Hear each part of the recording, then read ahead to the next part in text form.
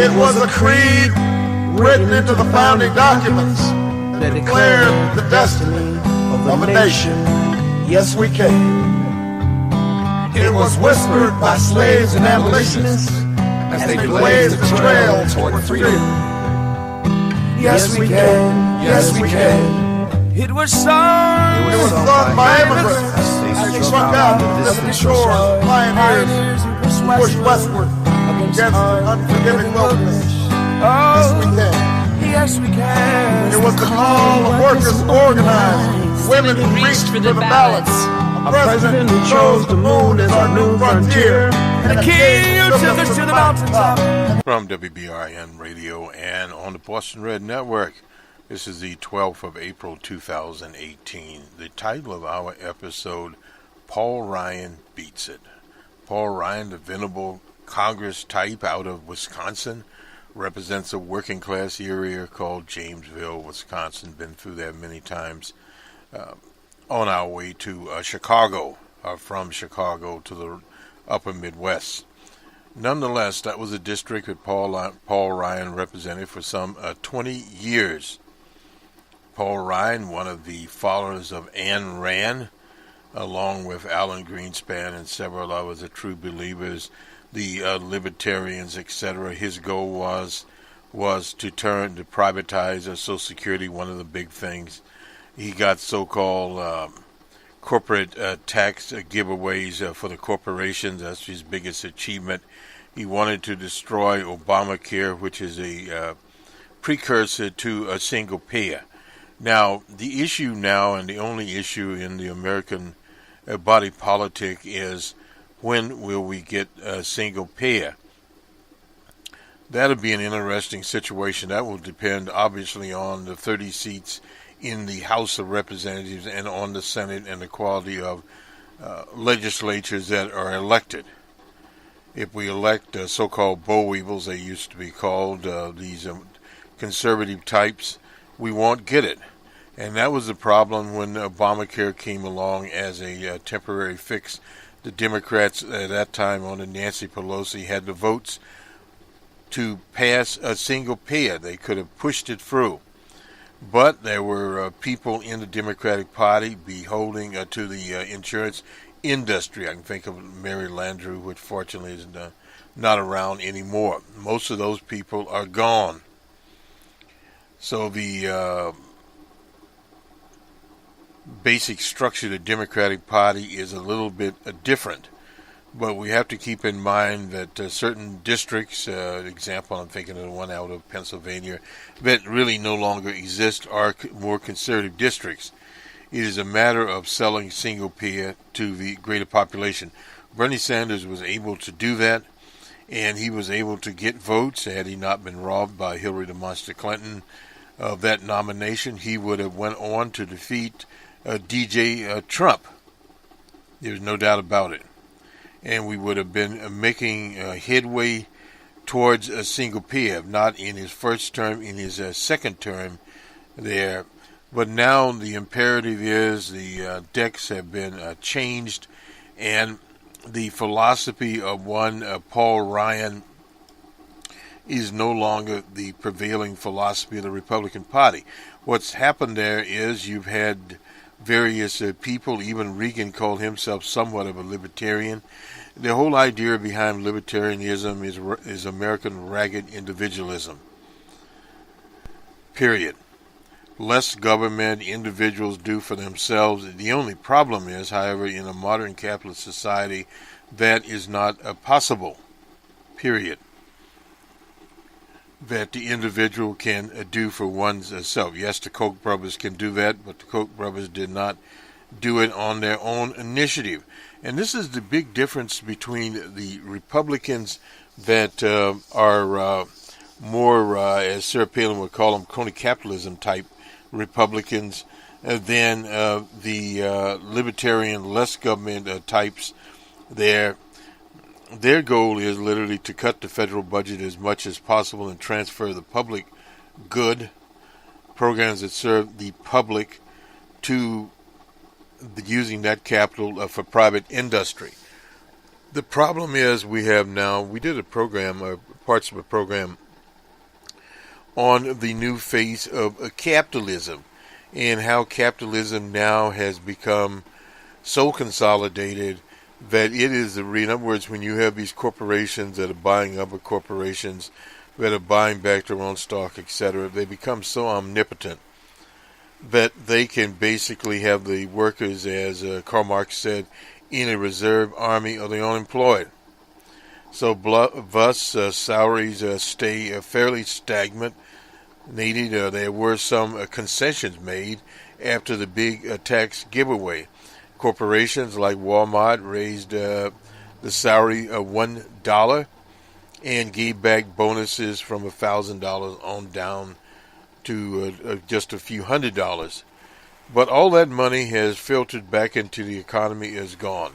The same thing with the so-called individual tax cuts that those particular withholding scales went out in February, and the employers got them out in March. So now next week we'll be approaching tax day, and that money is already spent. So in other words, the economy itself is benefiting less from the synergy or the momentum of the Obama economy. And that is where we are, and that's what's facing Paul Ryan. People are now realizing, even in those conservative districts, that their dependence on programs such as Medicaid and Medicare and various other governmental services from community clinics on is paramount for literally their very survival. And they're also seeing some, as they say, market cracks in this so-called economy. Let me just go to some of the philosophical underpinnings. We did this before, but I thought we'd go back to it in terms of where we are at this point in time. And we may not be able to be where we are at this point in time. Our server is, I'm not sure. If our server is up, if our server is down, we'll find out in a minute here where it is. Oh, it was down. Anyway, we'll transition back to that particular server, and we'll get the philosophical underpinnings of Paul Ryan and his libertarian colleagues and exactly where they are. So we'll come back to that. And also our friends from the University of Virginia, Charlottesville, they have a take. They call it Paul Ryan's exit. We just said that Paul Ryan beat it. And the reason Paul Ryan beat it is the tea leaves did not bode well for Mr. Ryan, period. And what is happening more and more every day now, period, that we are seeing things of this nature happen. And also we are seeing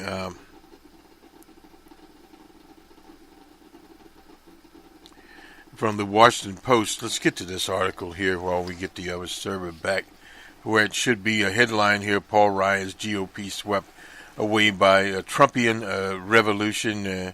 He could neither contain nor control. Well, the Trumpian revolution, as they call it, America First program, was not their program.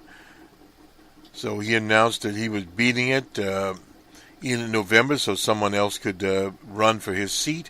There was a possibility, I believe the last rating I saw from Paul Ryan's seat there in Wisconsin was quite literally a situation where it was a toss-up basically coming there.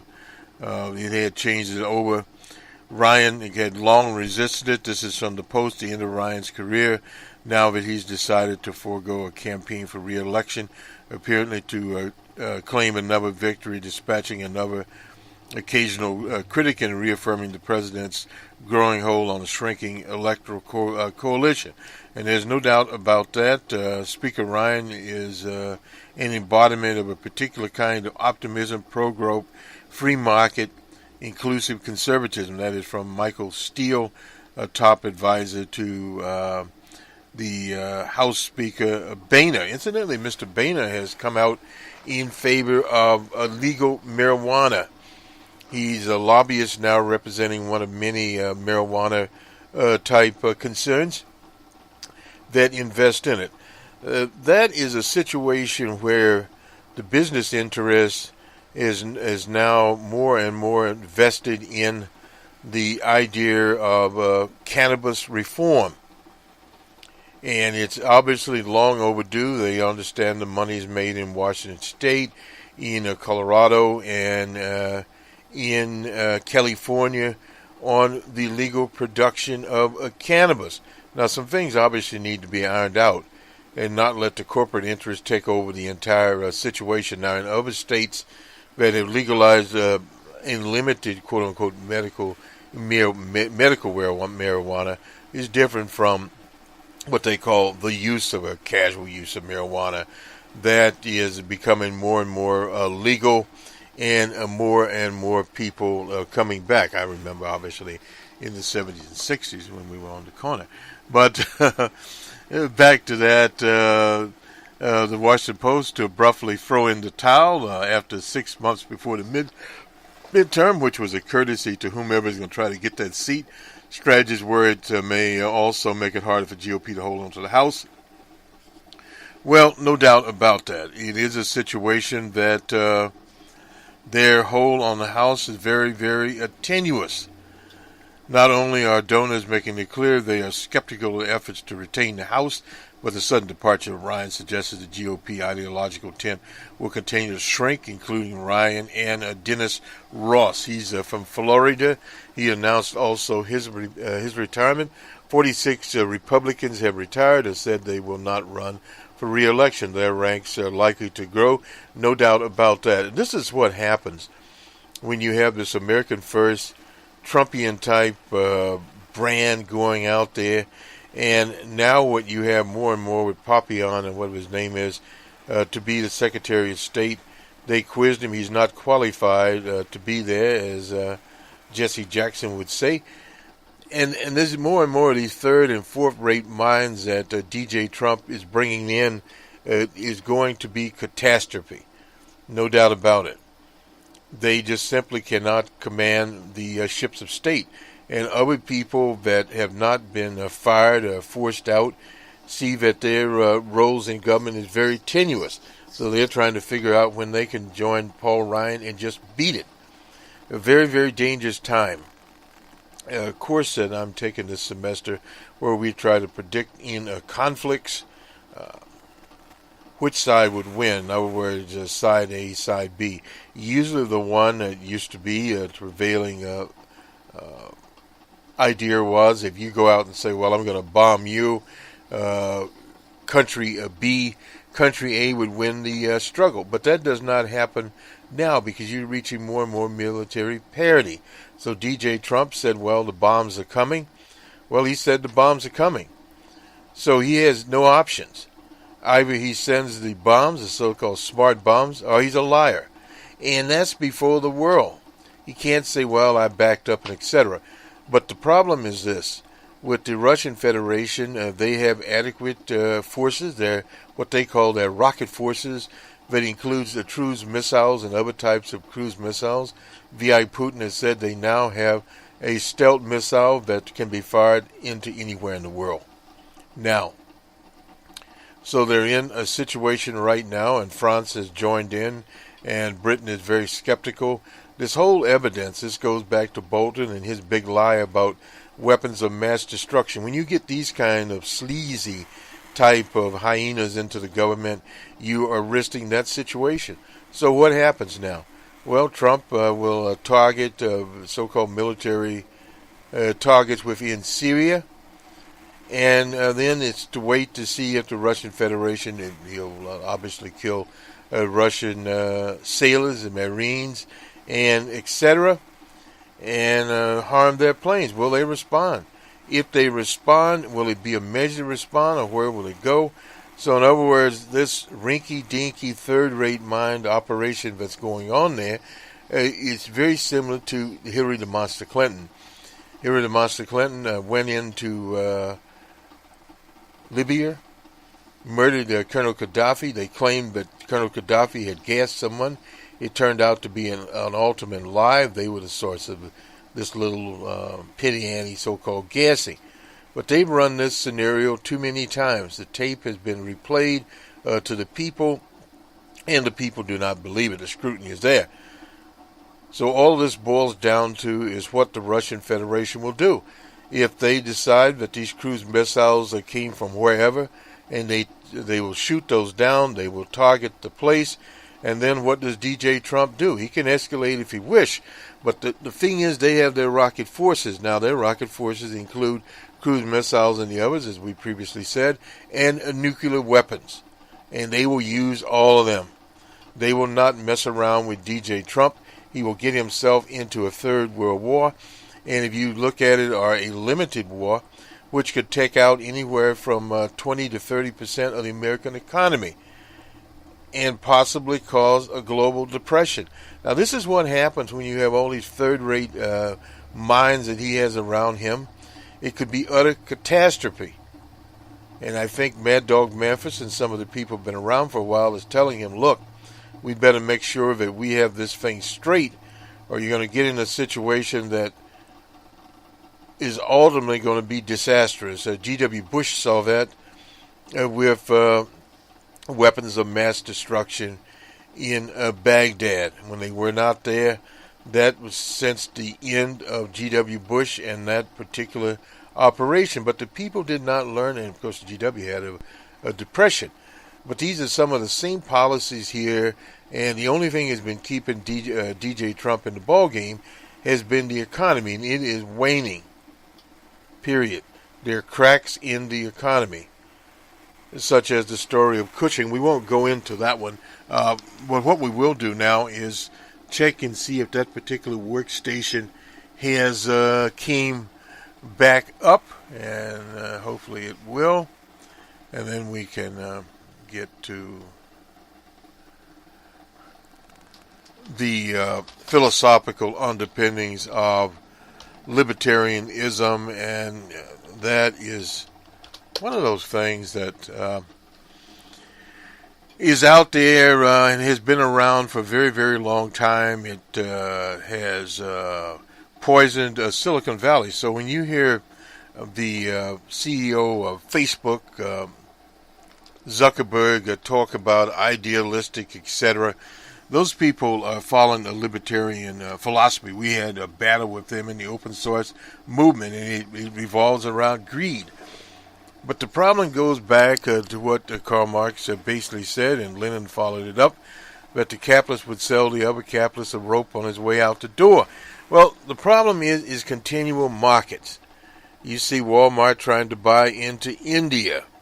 Under Dr. Modi, the Indian economy has been opened to these various characters, and they have taken advantage of being able to come into the Indian economy. And those kinds of things do not benefit the people of India. But at the same time, in a globalized situation, you have yourself in a different kind of atmosphere. And this is what they're fighting against. They're fighting against market forces that are already there. And if you recall, old Bannon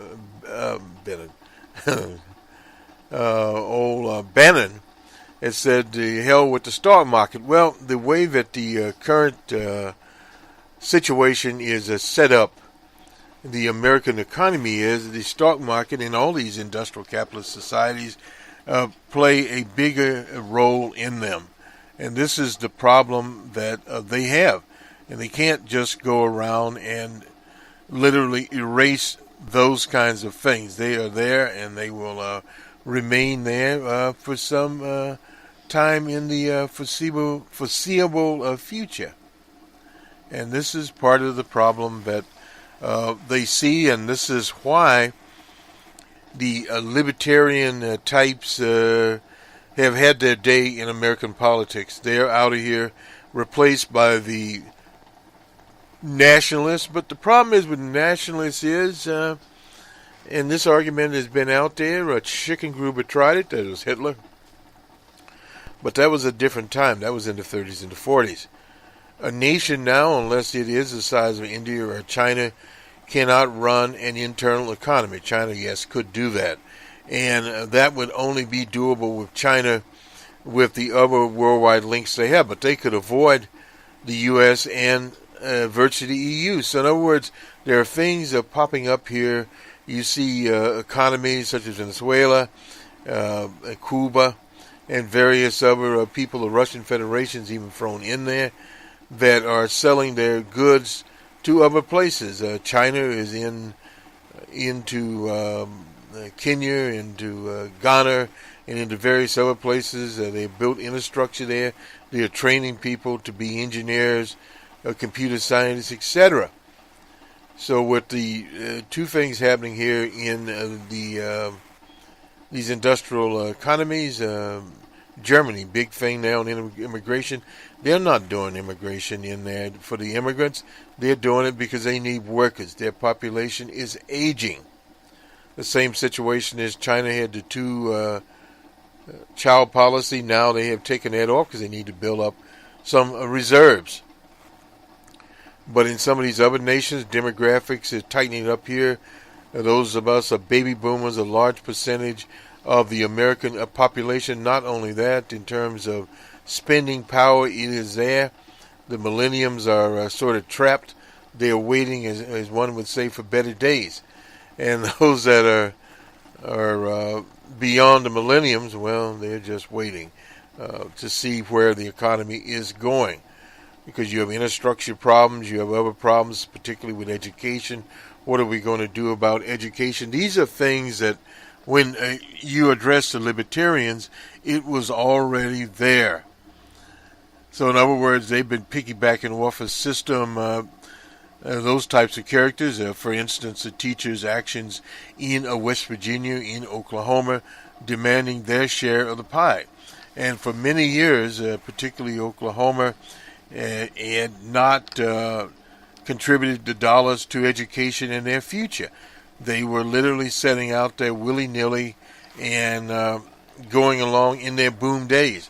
Now that they're no longer in their boom days, the dynamic is totally different, has switched. They see themselves in a situation that is not the type of situation that they would want to be in at this particular time in history. And that's one of the things that sometimes happens to people. And it obviously is happening here with them. And let me see if I can get this server to restore itself, and we'll get this. We'll get this article here. Hopefully, and if not, we'll move on to Missouri. The Gittins, the governor there, has been a report out by. And we'll cover more of this on either the week, but it was a Friday Jobber. A report has been made by the Republicans in the legislature in Missouri. He was in an extramarital affair. And what makes this interesting is this loops back in to the Republican brand. He's saying it's a witch hunt, and he is a victim of it, the same as DJ Trump. Well, the problem is it's a little bit different. This character was a SEAL, and he's a religious type person, and he's saying, well, when we get our day in court, well, we don't know how his day in court will turn out, but on the political side, the Republicans, and they control the legislature there in Jefferson City, Missouri, they will determine whether or not they impeach him. Now, that's a political act, not a judicial act. He could be impeached and acquitted, and the same thing. So, in other words, that in itself would not matter as to which direction it's going. Now we finally have the story up here. Big picture, Paul Ryan. This is in the Atlantic. The passing of the libertarian movement, the end of the Cold War, the rise of DJ Trump has left classical liberals without a political home. Paul Ryan, they talk about here, is a man out of time. It's only a few years ago with the Editors of Reason, that's a right-wing magazine, held him up as a personification of what they imagine to be the libertarian movement, a term that enjoys some monetary catch in the pages of the New York Times, the Atlantic, Politico, which I offer a skeptical assessment rather than a post-war conservative era when Ronald Reagan could proclaim the very heart and soul of conservatism is libertarianism. I didn't remember him saying that, but anyway, when the National Review, old William F. Buckley Jr., long gone, could publish a circumspect of his latest work on the subtitle Reflections of a Libertarian Journalist. Young Republicans, Alex P. Kenton Variety, wore out the copies of Milton Friedman's Free to Choose. Anytime you get the word free to choose, a choice, watch out. There are problems in it. The view from 2018 is rather different. The GOP finds itself in the fronds of a populist convulsion and ironic product of the fact that the party that long vanquished on resentment of the media is now utterly dominated by alternative media construct by its own dedicated partisans. And they mention Sean Hannity here. But you have to understand that Sean Hannity and the rest of these birds play to a very, very small crowd when you look at the whole nation. One of the things to remember, DJ Trump won the election by 80,000 votes in several states. The turnout was in the 40s. So in other words, what you're saying that even if it were 50%, you divide that up, DJ Trump got about 26% of those eligible to vote. On with this, the GOP political situation is absurd, having rallied to the banners of an erratic, authoritarian game show host, evangelical Christians such as Jerry Falwell are reduced to comparing Trump to King David as they try to explain away his entanglements with Stormy Daniels. I won't read all of this. The Chinese retaliation is sure to fall hardest on the heartland of farmers. They are rewarded for voting for DJ Trump. And this is part of the problem. On the libertarian side, the Republican coalition, that situation is even more depressing. Republicans such as the former governor of Texas, Rick Perry and his Rock, who once offered important support for criminal justice reform, lined up behind the drug war politics of Beauregard Sessions, whose big ideas on opiate abuse is more death sentences for drug traffickers. Deficits are moving in the wrong direction. This used to be one of the libertarians' rallying cries in spite of the best hopes of America, the America First gang. The foreign policy is not moving in the direction of Paul Ryan's mild non-interventionists are more uncompromising non-interventions of his father. Remember old Rand Paul. And the self-assured assertiveness of G.W. Bush's administration, many familiar with faces, mustaches that over there. Some libertarian moments of post-war conservatism under the intellectual leadership of Frank Meyer and Buckley and their allies, and was a famous fusion alliance between social and religious traditionalists, anti-communists. Don't forget the neocons here, national security hawks. Libertarians range ideologues and from Harry Hartliff to von Mises to the Chamber of Commerce types. So they have libertarians have been a junior partner in the alliance, but for many years they pouched above their weight, no doubt. But that has changed, and that is only an accommodation to industrial capitalism. But if libertarianism benefits from its rich friends, it surely benefits even more from its impoverished rivals, and this is where they mention the Soviet Union, Cuba, and North Korea, Mao's China, and other presses of robust elitism. And this kind of shows that where this bird is here. A lot of ideological confusion here. Reagan may have called himself a libertarian from time to time, but he also enacted protectionist tariffs there. The libertarians don't usually do that. If you are moving in the direction of old Milton Friedman, the argument went, then you are moving in the direction of Leonid Brezhnev. It's Chairman Greenspan, Chairman Mao. And it's just some of the things thrown in here. And let me just move this along. Hence the particular fact that the 2016 polling in Republican primaries found self-identified libertarians backing the authoritarian Trump in remarkable numbers, 59% in South Carolina. Moreover, libertarian-leaning candidates such as Ted Lyon Cruz, 17% in the same poll, and Marco Vegas Rubio, 0. Trump in the same South Carolina poll, 37% of self-identified Tea Party adherents. You don't hear very much from them, and 40% of voters in the older bracket, 56 to 61 self-identified libertarians were not likely to line up behind the authoritarian demagogue. So let me finish this up here. The Christian right was able to make its peace with Trump, but with relative ease, no doubt about that.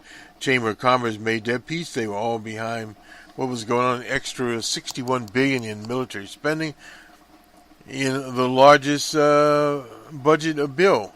Moreover, whatever libertarians getting, a man with Richard Nixon's character, but not his patriotism, an advocate of Reagan's drug war and Mussolini's economics. That is frightening. Dream of using the FCC to shut down media critics. The Democrats are incredibly enough for the moment the relative free trade party, and that in itself is it's an oxymoron. This anytime you see the word free trade, there's no such thing as free trade out there, but they throw it in. The Democrats are more clever.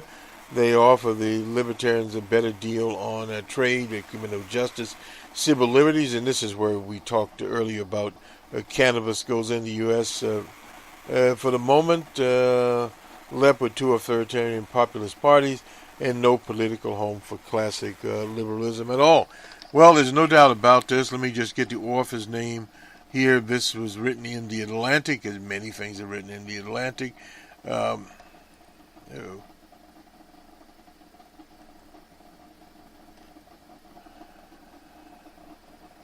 And we'll eventually get up here. This is Williamson.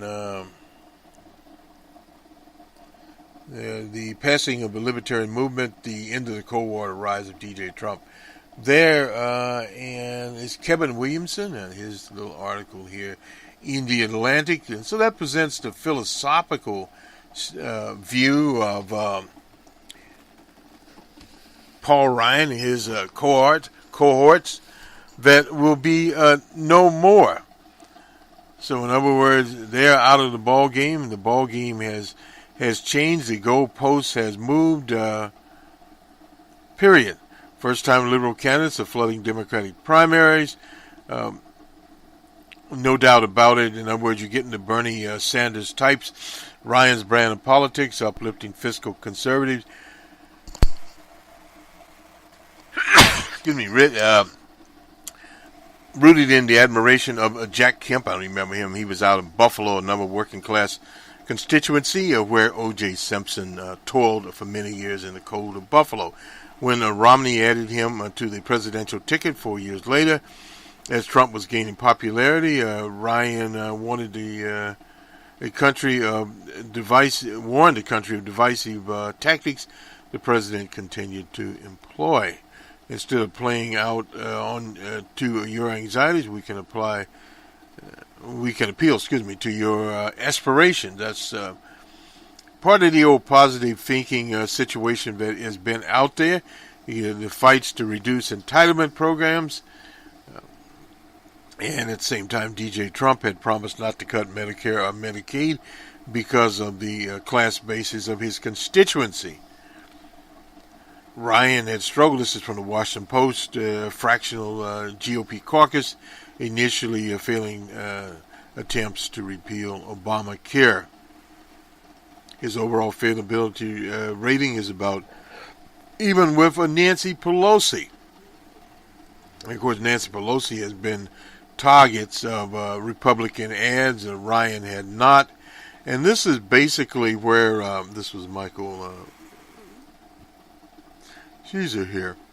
Anyway, broad attack on Syria would face risks and include escalation with the Russian Federation. This is in the Washington Post.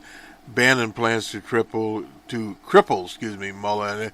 Just a crazy situation there, firing the Deputy Attorney General, replacing him with someone that would redo the Special Prosecutor's office. We already talked about Gittins here and his problem and where he is. Tomorrow on the Weekend Waz, we'll talk about first-time liberal candidates are flooding the Democratic primaries and see exactly where that is going. That is our magazine show, and we're working on a number of numbers, man. And hopefully we'll get an open source report out. We want to talk about the Facebook and various applications that are available that can curb some of the problem. Macron is the president of France, has a Syrian chemical attack proof. He claims be interesting to see there, but having the proof is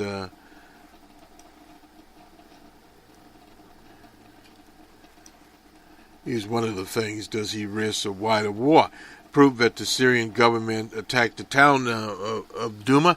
Well, the problem with this whole attack was it would not have been necessary because they had already conquered that area. Thought to be preparing for missile strikes in response. In Russia, Syria's main political ally, the spokesman there, Dmitry Peskov, urged again any steps in which could lead to an escalation of tensions. So this is where it is from DJ Trump. He never said when an attack would take place. Could it be very soon or not so soon? That's a hell of a way to put the thing out. Where is our thank you, I'm not sure. So to Macron's offers proof, the French leader previously said any strike would target the Syrian government's chemical capacity, which they don't have. He did not give the source of his information, but then no doubt probably the Mossad is probably made up there. Proof that the chemical attacks, at least to chlorine. Now this is, as the interview with a strike on Syria, say that we will need to take a decision. Well, this whole thing about the chemical attacks, this is something that fits in very, very neat in the situation there. Let me just check on our time here. The NBA and the NBA's playoffs have officially started. This is from ESPN. We'll spend a little bit of time on it as we close out here. And the teams, after 6 months of streaks, ups and downs, etc., we now have the playoffs are shaping up here between some of the teams that obviously will dominate in the playoffs as the playoffs move on. Now, the playoffs are a long situation here in the NBA. The Houston Rockets, of course, number one. Their record is 65-17. The BPI odds. Oh well. Anyways, 81%. I'm not sure.